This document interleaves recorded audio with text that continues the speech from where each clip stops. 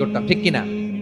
কোন নারীকে যদি তার চেহারা, রং, গড়ন, অবয়ব, দেহাবয়ব, আকৃতি, শেপ কেমন হবে এটা ফিক্স করার দায়িত্ব যদি আল্লাহ তাকেই দিয়ে দিতেন, সে নিজেকে সবচেয়ে সুন্দরী, সবচেয়ে রূপবতী করে তৈরি করতো, ঠিক কিনা?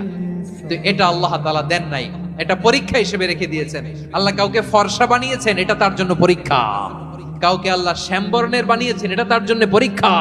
কাউকে আল্লাহ নারী বানিয়েছেন, এটা পরীক্ষা। কাউকে পুরুষ বানিয়েছেন, এটাও পরীক্ষা। চিল্লায় বলেন আল্লাহু আকবার।